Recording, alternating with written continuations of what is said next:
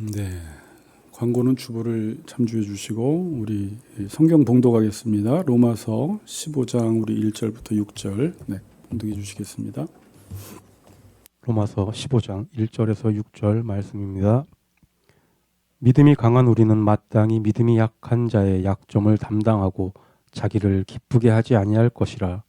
우리 각 사람이 이웃을 기쁘게 하되 선을 이루고 덕을 세우도록 할지니라. 그리스도께서도 자기를 기쁘게 하지 아니하셨나니 기록된 바 주를 비방하는 자들의 비방이 내게 미쳤나이다 함과 같으니라.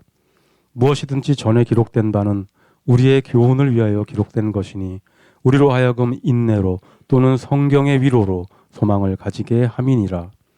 이제 인내와 위로의 하나님이 너희로 그리스도 예수를 본받아 서로 뜻이 같게 하여 주사 한 마음과 한 입으로 하나님 곧 우리 주 예수 그리스도의 아버지께 영광을 돌리게 하려 하노라. 아멘. 아멘. 네, 아멘. 오늘 설교 제목은 강한 자가 약한 자의 약점을 담당하라라는 제목으로 말씀을 나누겠습니다. 같이 인사합시다. 약한 자의 약점을 담당합시다. 이렇게 인사합시다. 약한 자의 약점을 담당합시다. 네.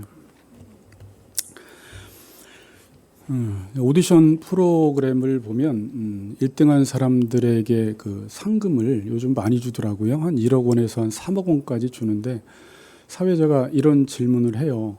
이 상금을 받으면 어디에 쓰시겠습니까? 라고 질문할 때 어떤 사회자는 혹시 다른 곳에 쓸 의향이 있는지 이런 의도로 물어보는 경우가 있어요. 근데 그럴 때 참 저는 그 자리에 있으면 난감하겠다라는 생각이 드는 적이 있습니다. 그동안 무명 생활을 오래 했고 또 어려운 시절을 보냈기 때문에 여러분 같아도 상금을 1억에서 3억 받으면 뭐 하고 싶어요? 다 나를 위해 쓰고 싶고 집 한 채 사고 싶고 그동안 고생하신 부모님에게 효도하고 싶은 건데 간혹 가다가 일부나 한 반 정도를 뭐 이웃을 위해 쓰겠다고 하는 사람도 있는데 그런 질문을 좀 안 했으면 좋겠는데 그런 질문을 해서 난감하게 하는 경우가 있습니다. 여러분 그런 질문을 받았을 때 내가 이 모든 돈을 이웃을 위해서 사용하겠습니다. 사회 약자들을 위해 사용하겠습니다. 라고 말한다라는 것은 상당히 쉬워요? 어려워요? 어렵습니다. 여러분들은 만약에 지금 돈이 많이 생기고 힘이 생기고 권력이 생기면 어디다 쓰실 것 같아요? 어디다 쓰실 것 같아요? 네, 당연히 저는 여러분이 난감하게 해드리는 게 아니라 저 같아도 저를 위해 쓰고 싶고 저를 위해 쓰는 게 어쩌면 당연한 것이에요. 사회는 누구나 다 그렇게 살아가고 있고 그렇게 쓴다고 해서 사람들이 우리 보고 뭐라고 하지 않습니다. 더 많은 것을 가져서 더 많이 누리려고 하고 사람들은 더 많이 누리려고 더 많은 것을 갖고 싶어 합니다. 여러분 그런데 이렇게 살면 이 사회 공동체는 어떻게 될까요? 모든 사람들이 자기가 가진 것을 자기만을 위해서 살아가면 이 사회 공동체는 어떻게 될 것 같아요? 시간이 지나가면서 강한 자는 점점 강해지고 약한 자는 점점 약해지게 돼요. 자기만을 위해 사용하면 이 공동체가 약자들을 돌보지 못하게 됩니다. 그러면서 강한 자는 강해지고 약한 자는 약해지게 되면서 격차가 벌어지게 돼요. 거기서 분열이 일어나고 갈등이 일어나기 시작하는 것입니다. 여러분 나를 위해 사는 것은 나쁜 게 아닙니다. 성경은 나를 위해 살라고 이야기를 해요. 근데 나를 위해 사는 방법에 있어서 우리가 지금 방법을 잘못 찾아 나가고 있는 것입니다.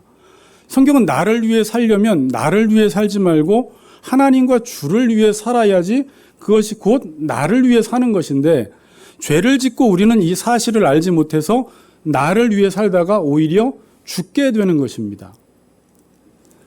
우리의 존재 방식이 우리의 사회가 이 삶의 터전 자체가 사회 공동체로 존재하기 때문에 공동체에서 나를 위해 살면 이 공동체가 깨어지게 되어 있습니다. 그럼 공동체에서는 어떻게 살아가야 돼요? 공동체를 위해서 살아가는 게 곧 나를 위해 살아가는 것입니다. 하나님은 이 세상을 만들 때 공동체로 지었어요. 교회뿐만이 아니라 이 세상 전체를 공동체로 지었어요. 그런데 인간이 죄를 짓고 난 다음에 계속해서 자기의 배만 채우려고 하다 보면 사회 속에 어떤 사람이 생기게 돼요? 약자들이 생겨나게 됩니다. 구약 성경의 약자의 대표가 누구예요? 고아, 과부, 나그네. 항상 신명기서를 보면, 구약 성경 전체를 보면 하나님은 고아와 나그네와 과부에 대해서 엄청난 관심이 많으세요. 인간이 죄를 짓고 자기의 욕망을 따라 살아가면 반드시 잘 사는 사람은 잘 살지만 분명히 약자들이 발생될 것을 아시고 하나님은 제도적 장치를 마련하셨어요. 안식년, 희년을 통해서 모든 것을 원상복구시키도록 했어요. 그리고 특별히 이제 이삭 죽기 제도를 통해서 이 가난한 사람들, 약한 사람들이 소외되지 않도록, 죽지 않도록 하나님이 보호장치를 많이 해놓으셨습니다. 자, 여러분들도 가만히 있으면 여러분, 우리의 본성은 누구를 향하게 돼요? 계속 우리를 향하게 돼요. 그래서 이런 장치들이 없으면 우리도 이웃을 위해서 살지 않게 됩니다. 워낙 경쟁 사회고 지금은 나를 위해 사는 게 최고고 그게 행복이라고 이야기하기 때문에 우리도 모르는 사이에 더 많은 돈, 더 큰 집, 더 많은 권력과 힘을 누리려고 하는 게 우리들이에요. 그래서 여러분들의 어떤 재정 가운데 일부를 딱 10분의 1이건 10분의 2건 이웃이나 약한 사람들이나 선교지에 헌금을 하거나 강제로 하지 않으면 우리는 끊임없이 부족한 삶을 살아가게 됩니다. 아무리 많아도 부족해요. 지금 더 주어져도 여러분들은 만족을 하지 못하고 부족하다고 할 것입니다. 그래서 성경은 이 나를 위해서 살아가는 것을 죄라고 이야기합니다. 우리는 죄인된 삶이 인류의 보편적인 삶이 되니까 이 삶이 죄인된 삶이라는 것을 모르는데 성경은 내가 내 것을 가지고 내 마음대로 살아가는 것을 죄라고 이야기해요. 여러분, 이 세상은 다른 부분들이 아무리 좋아지고 지금 여러분들이 이것만 해결되면 좋겠는데라고 하는 그 부분들이 다 해결돼도 이 부분이 해결이 안 되면 이 부분이 뭐예요? 내가 나의 것을 가지고 나를 위해 사는 이 죄성이 해결되지 않으면 이 세상은 절대 정의와 평화가 오지 않습니다. 우리는 정의를 외치지만 나의 삶의 방식은 정의를 깨는 방식으로 살아가요. 그런데 여러분, 오늘도 우리 제자훈련 시간에 그런 얘기를 했지만 나를 위해 사는 것이 자신의 힘으로 고쳐져요? 안 고쳐진다라는 거예요. 신앙생활을 하면서까지 하나님을 섬기면서까지 산상설교회는 구제나 기도나 금식을 하면서까지 우리는 사람에게 보이려고 행하고 자신의 영광을 위해서 살고 싶고 어찌하든지 우리 자신을 드러내고 싶은 것이 인간의 마음이라는 것입니다. 그리고 이렇게 나를 위해 살아서는 뭐가 오지 않냐면 행복이 오지 않습니다. 왜? 행복은 뭐에서 오는 거예요? 행복은 관계에서 오는 것입니다. 특별히 의의 관계에서 오는 거예요. 오늘 제가 여러분들에게 이제 무슨 말씀을 드릴 거냐면 의에 대해서 말씀을 드리면서 오늘 본문을 풀어갈 거예요. 여러분, 사람이 왜 싸워요? 그러니까 행복하고 싶어요. 좋은 관계를 맺고 싶어요. 그런데 계속 이 행복이 깨지는 이유가 뭐예요? 내 자아를 포기하지 못하고 나를 위한 이 욕심과 욕망을 포기하지 못하기 때문에 겉으로는 행복하고 싶은데 내가 그 행복을 계속 깨고 있는 것입니다.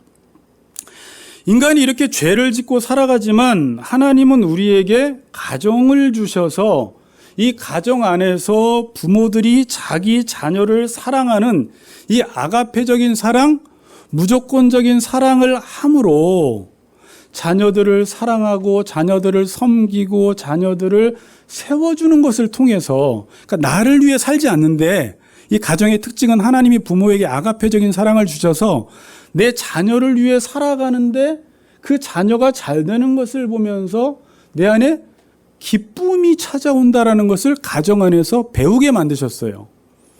이 가정 안에서는 그래서 이 아가페적인 사랑이 작동하기 시작합니다. 여러분, 그래서 자녀를 보면서 그런 못된 부모가 혹시나 있으면 안 되는데 내가 저 자녀를 이용해 먹어야 되겠다. 저 자녀를 딛고 일어서야 되겠다.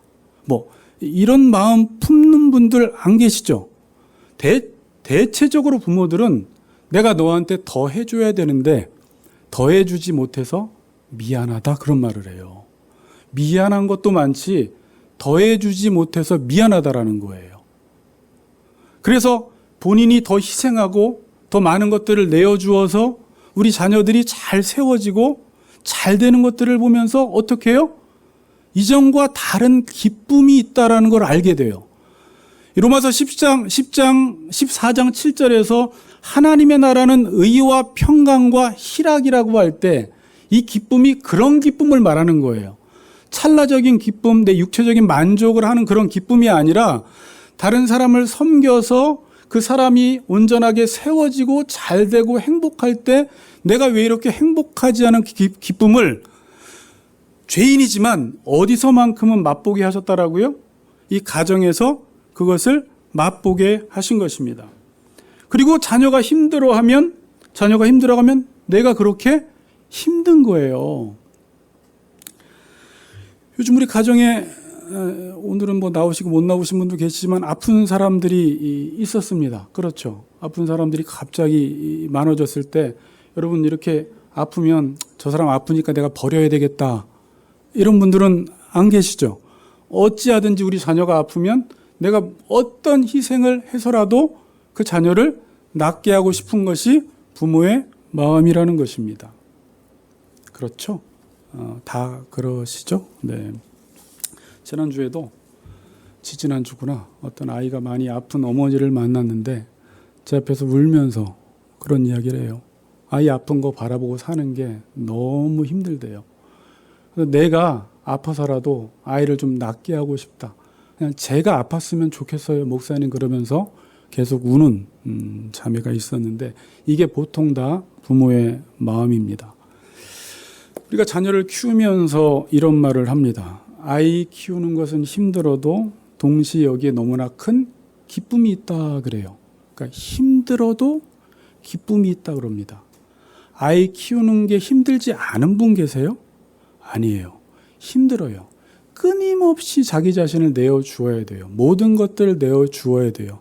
어렸을 때 똥기저귀부터 아프면 요즘 우리 소연자매가 이제 그걸 요즘 많이 느끼고 있네요. 아이 키우는 게 장난이 아니네.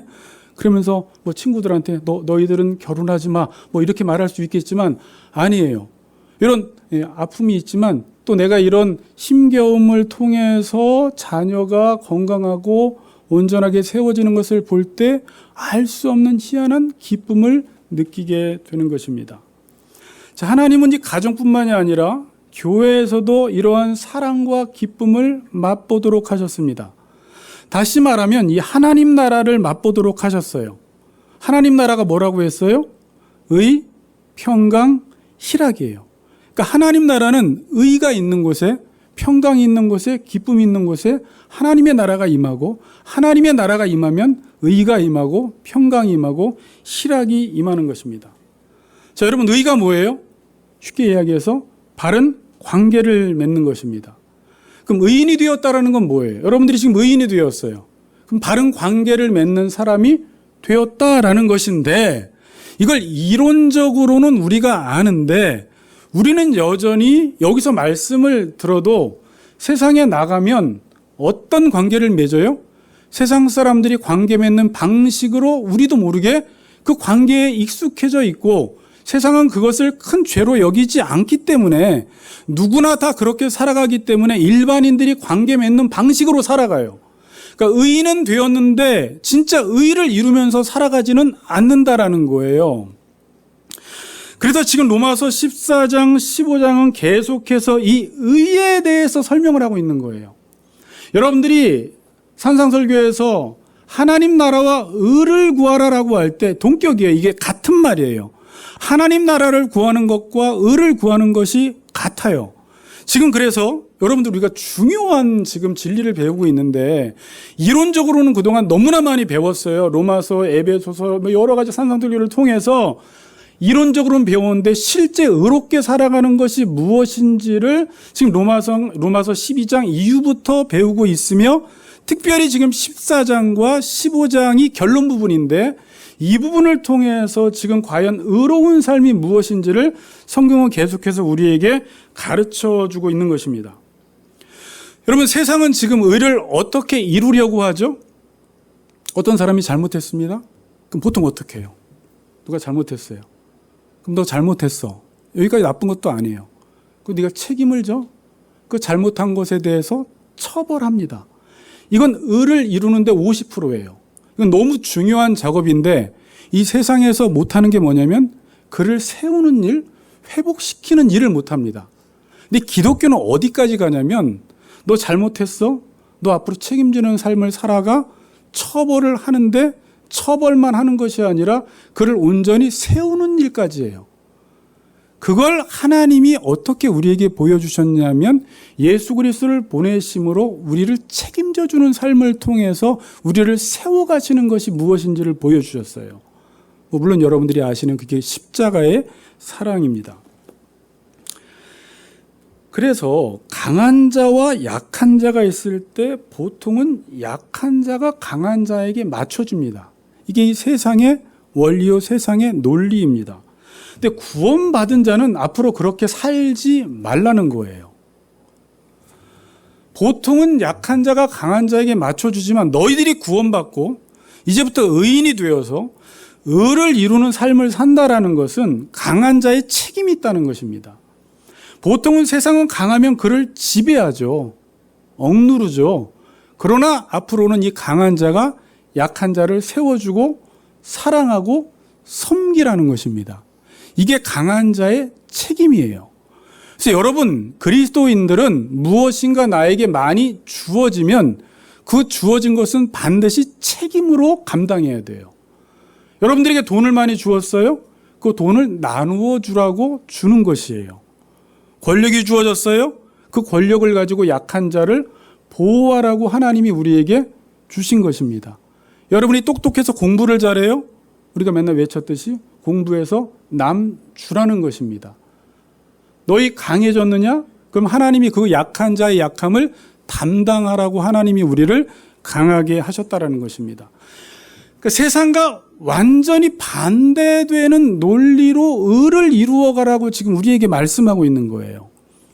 그래서 요한복음 13장에서는 예수님이 그래요. 내가 주와 선생이 되어서 너희 발을 씻겼으니 너희도 서로 발을 씻기는 것이 옳다. 오늘 말씀에도 나오지만 그게 마땅하다라는 거예요.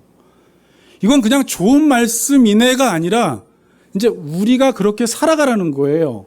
하나님이 예수 그리스도의 몸을 입고 이 땅에 오셔서 주와 선생이 되어서 너희 발을 씻겼으니까 너희도 서로 발을 씻기는 것이 옳고, 마가복음 10장 42절 이하에서도 이방인들은, 이 집권자들은 너희들을 억압하고 다스리지만 인자가 온 것은 뭐하러 오셨다? 섬기러 왔다. 자기의 목숨을 많은 사람들에게 대속물로 주려고 내가 왔다라고 말씀하고 있어요. 자, 보세요. 이렇게 해야지만 의가 이루어진다라는 것입니다. 의가 막연한 것이 아니에요. 그래서 우리도 이렇게 살아가라고 지금 로마서 14장에서는 계속 말씀하고 있는 거예요. 자, 오늘 로마서 15장으로 넘어왔지만 이 15장에서는 14장의 내용이 끝난 것이 아니라 오늘 로마서 1장 1절에서 6절까지 이제 결론 부분입니다. 결론 부분으로 말씀을 하고 있어요. 15장 1절에서 오늘 6절까지 읽었는데 오늘은 3절까지만 살펴볼게요. 자, 제가 읽겠습니다. 믿음이 강한 우리는 마땅히 믿음이 약한 자의 약점을 담당하고 자기를 기쁘게 하지 아니할 것이라. 우리 각 사람이 이웃을 기쁘게 하되 선을 이루고 덕을 세우도록 할지니라. 그리스도께서도 자기를 기쁘게 하지 아니하셨나니 기록된 바 주를 비방하는 자들의 비방이 내게 미쳤나이다 함과 같으니라. 1절 3절을 읽어보니까 반복해서 나오는 말씀이 뭐예요?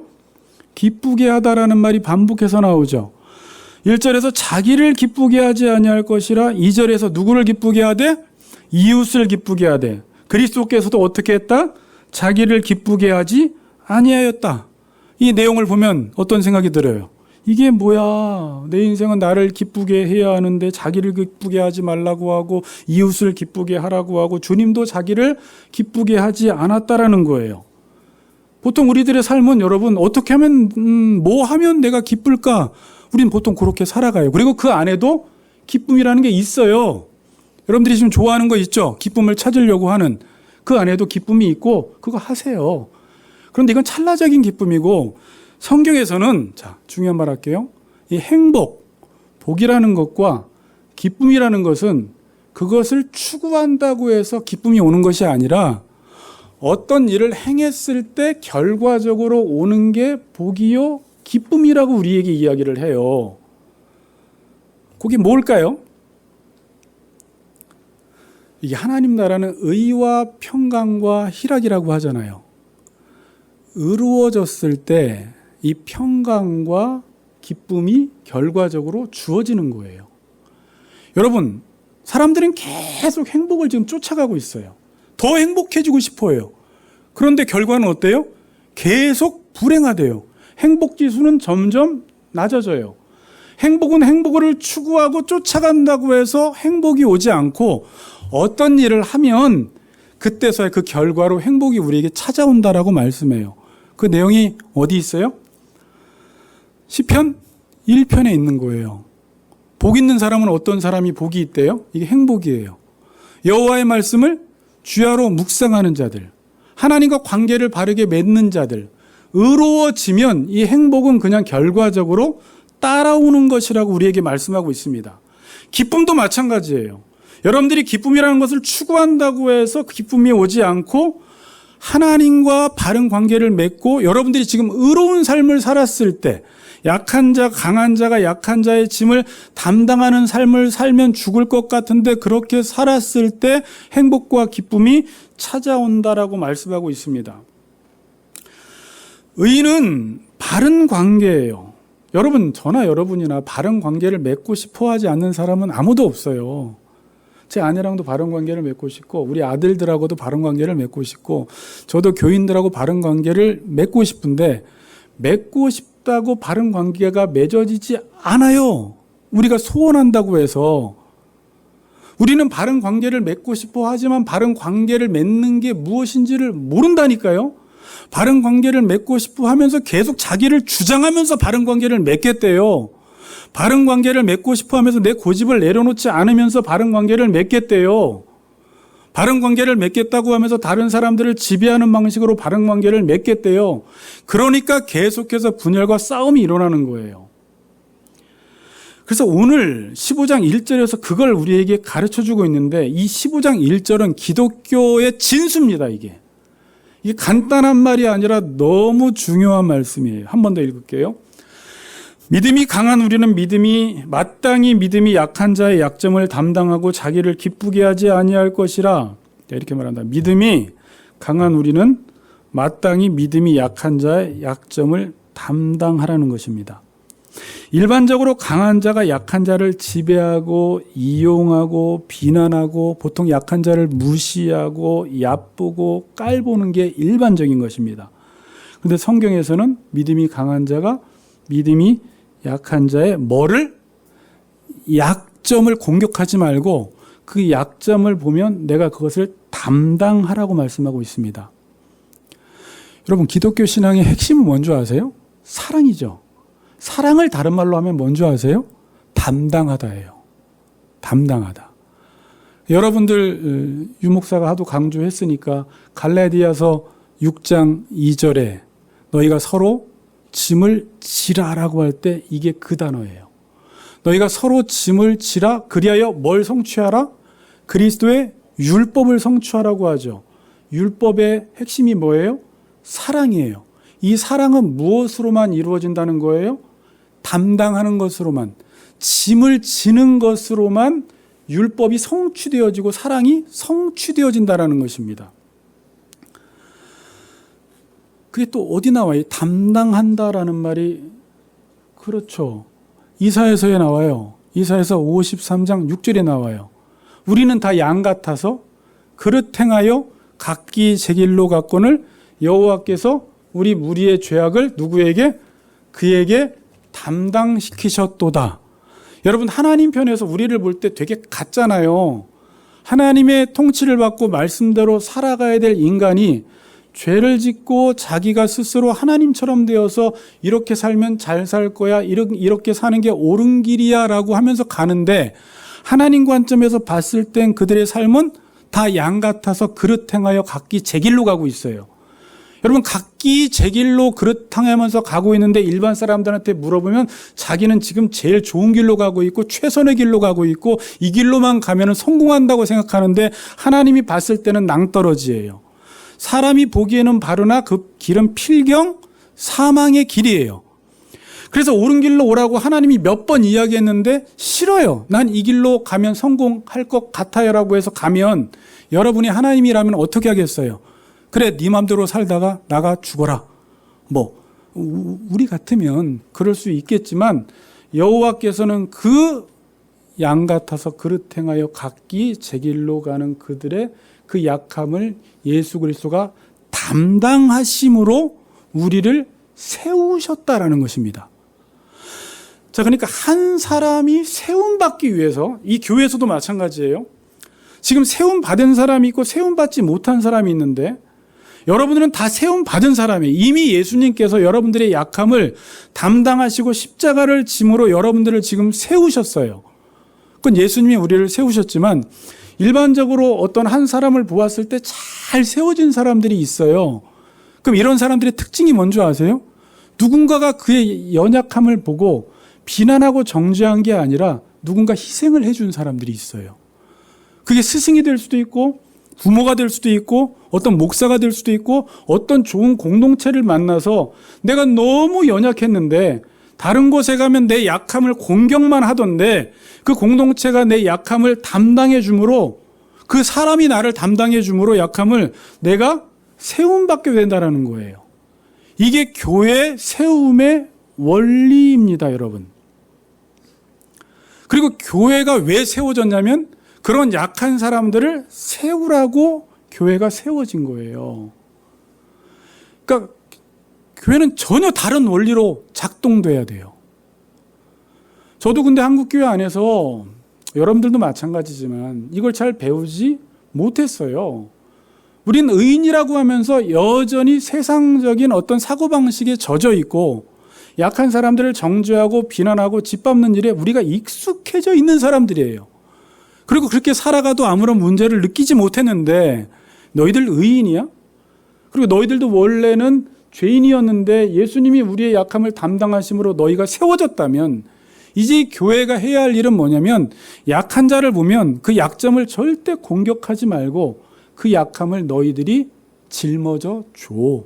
그걸 담당해. 그리함으로 그 사람을 세워주는 일을 하라는 거예요. 이게 교회가 세워지는 거예요. 이게 교회가 성장하는 거예요.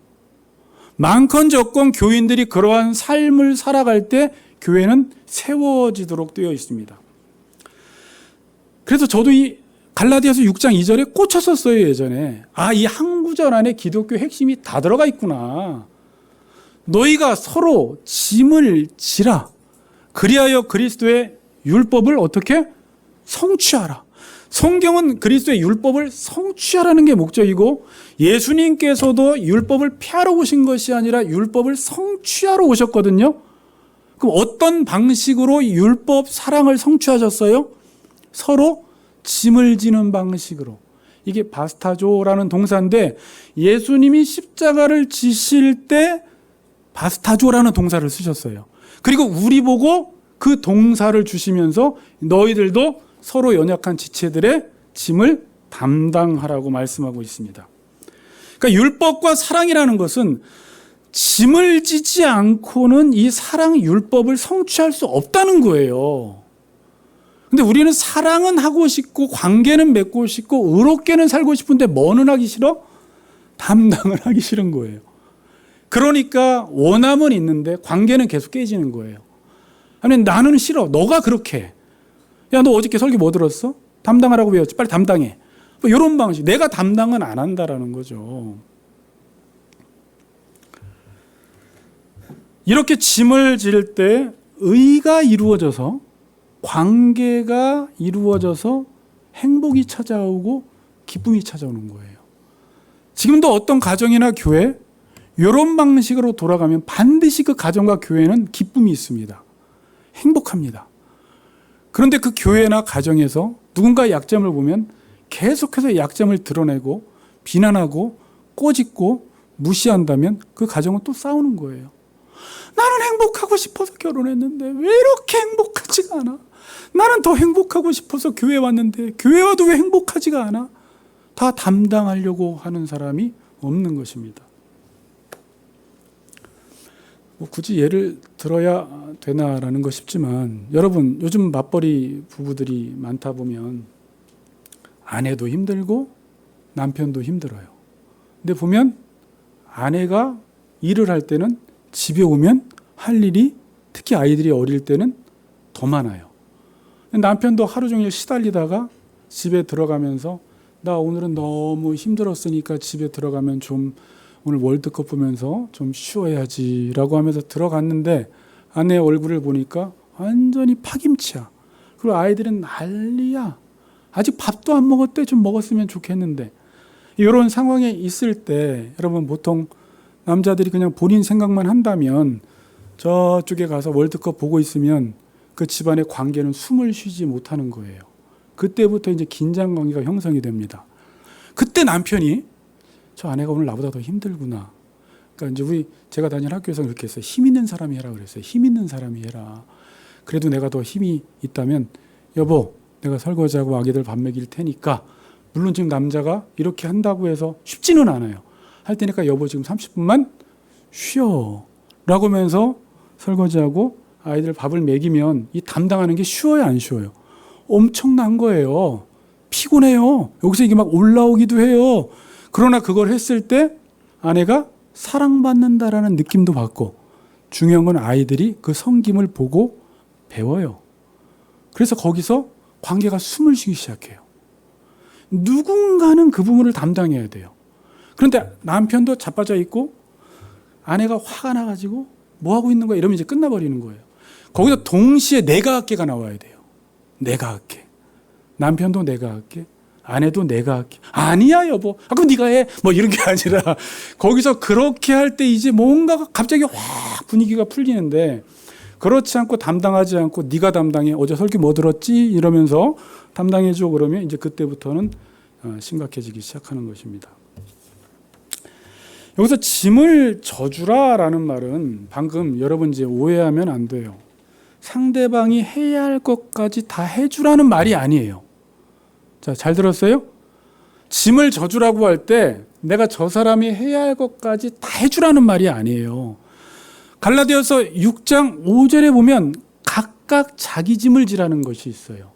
그러니까 기본적으로 자기가 해야 할 책임을 감당해야 돼요. 사전을 찾아봤더니 6장 2절의 짐과 6장 5절의 짐이 다른 단어가 쓰였어요. 6장 2절의 짐은 뭐냐면 무거운 짐, 감당하기 힘든 짐이에요. 그럴 때는 그 사람의 짐을 내가 져주라는 거예요. 근데 5절의 짐은 배낭이라는 뜻인데 이건 자기가 스스로 멜 수 있는 거예요. 맡겨진 임무라는 뜻이에요. 그러니까 여러분 자녀를 키울 때도 지금 만약에 아내가 하루 종일 집에서 놀았어. 근데 힘도 많아. 그런데 우리 어저께 요 설교를 듣고 왔으니까 여보 어저께 들었지? 아까 이야기하면서 그렇게 해주라고 하면 남편이 그렇게 해주면 안 돼요. 아내가 자기가 해야 될 것은 할 수 있게끔 책임을 지도록 해야 돼요. 근데 과부하가 걸렸으면 그 부분을 짐을 져주라는 말을 하는 거예요. 그래서 성경에서는 6장 5절에 뭐라고 이야기해요? 각각 자기의 짐을 지라. 그리고 나서 과부하가 걸리면 그 부분을 누군가가 대신 져주라는 거예요. 그래서 1절에 보면 믿음이 강한 우리는 여기서 마땅히 가로쳐 보세요. 마땅히라는 말이 있는데 이게 오페일로라는 단어인데 의무가 있다, 해야 한다라는 말이에요. 그러니까 강한 자가 약한 자의 약점을 담당하는 것은 뭐라고요? 당연히 해야 한다라는 거예요. 의무가 있다라는, 마땅히 해야 한다라는 것이에요. 그래서 예수님이 요한복음 13장에 내가 주와 선생이 되어 너희 발을 씻겼으니 이 발을 씻기는 것이 마땅하다, 옳다라고 말씀한 것입니다. 그래서 여러분 가정이나 공동체나 이렇게 짐을 지는 사람이 많을수록 사랑이 풍성해지고 의가 이루어지는 것입니다. 그리고 그 안에서 율법이 성취돼 버려요. 하나님의 나라가 임해요. 그럼 거기엔 생명이 역사하기 시작해요. 근데 서로 핑계대고 짐을 서로 지려고 하지 않고 싸울 때는 죽음이 역사하기 시작합니다. 단순한 차이예요. 어떤 가정은 행복하고 어떤 가정은 불행하고 어떤 교회는 저렇게 화목하고 어떤 교회는 화목하지 않고 싸우려고 할 때 특징이 뭐예요? 짐을 지려고 하는 사람이 없는 거예요. 그런데 다 같이 목사님 저는 약한 자인데요. 또 이러면 안 됩니다. 그래도 여러분들이 강한 게 있고 나보다 더 약한 사람이 있을 때, 여러분 제가 이걸 묵상했는데, 제가 이제 이 집사님을 세워주면 저 사람만 세워지는 게 아니에요. 제가 집사님을 세우면서 제가 세워져요. 그리고 집사님이 이 섬김을 받으면 이분이 강한 자가 되어서 또 약한 자를 또 세워줘요. 그리고 또 약한 자가 또 강한 자가 되어서 또 약한 자를 또 세워줘요. 교회가 이 원리로 해서 다 같이 세워지는 거예요. 다 같이 자라가게 되어 있는 것입니다. 그리고 2절을 봅시다. 우리 각 사람이 이웃을 기쁘게 하되 선을 이루고 덕을 세우도록 할지니라. 이렇게 각 사람이 내가 짐을 져줌으로 이웃을 기쁘게 하는 것이 뭐라고요? 그게 선이라는 거예요. 아, 이게 선이구나. 의를 행할 때 그게 선이구나. 이게 덕을 세우는 것이구나. 덕이 뭐라고 했어요? 오이코노메오에라고 해서 공동체를 세우는 일이다 라고 말씀하고 있습니다. 아, 강한 자가 약한 자의 짐을 담당할 때만 그 안에서 선이 이루어지고 공동체가 세워진다라고 말씀하고 있어요. 3절 봅니다. 그리스도께서도 자기를 기쁘게 하지 아니하셨으니 기록된 바 주를 비방하는 자들의 비방이 내게 미쳤나이다. 이게 무슨 말이냐면, 그래서 주라는 말이 당신 하나님이라는 말이에요. 하나님을 비방하는 자들의 그 비방이 예수님에게 미쳤다라는 거예요. 예수님이 뭐 하다가 다른 사람의 약함을 담당하다가 비난을 받았다라는 거예요. 여러분이 사회에 나가서 이렇게 살아가면 어떻게 될까요? 사람들이 좋아할까요? 싫어할까요? 비난받아요. 너 잘났다. 오지랖 넓다. 야, 그 사람한테 그렇게까지 할 필요 없어. 이런 말 들어요. 주님이 그런 말을 들었어요. 비난과 오해를 받았어요. 예수님이 십자가를 졌는데 사람들로부터 칭송을 받았나요? 아니에요. 하나님의 아들이면 너 힘을 발휘해야지 왜 그렇게 살아가? 이렇게 오해와 비난을 받았다라는 거예요. 그럼 어떻게 해야 합니까? 그 부분은 다음 주에 설명하고 결론을 맺겠습니다. 자, 여러분, 이 의인은, 이 바른 관계는 담당하는 것이 없으면, 짐을 지지 않으면 절대 의인은 찾아오지 않습니다. 지금 계속 싸우는 사람과 가정과 교회는 왜 그런 거예요? 짐을 지는 사람이 없기 때문에 그렇습니다. 서로 계속 아담과 하와가 죄짓고 남 탓하듯이 남 탓만 하는 것입니다. 믿음이 강한 자는 어떻게 하라고요? 믿음이 약한 자의 약점을 담당하라는 거예요. 세상은 약점을 찾아내어서 공격하지만 이제부터 우리가 지체들을 보았을 때 약점이 있어요, 없어요? 저부터 허물과 약점이 너무나 많아요. 그러면 그것을 봤을 때 어떻게? 저 부분을 내가 져줘야 되겠다, 담당해야 되겠다라고 했을 때 자기를 기쁘게 하는 게 아니라 그 사람을 기쁘게 할 때 그게 공동체의 기쁨이 되는 것입니다. 그럴 때 이 공동체 안에서 놀라운 생명의 역사가 나타나기 시작하고 하나님이 공동체 가운데 임재하셔서 우리 가운데 더 큰 은혜를 베풀어 주실 것입니다. 여러분들이 강해지면 강해질수록 약한 자의 약한 짐들을 져주심으로 그리스도의 삶을 본받는 우리 같이 걷는 교회 성도님들이 되시기를 주님의 이름으로 축복합니다. 아멘.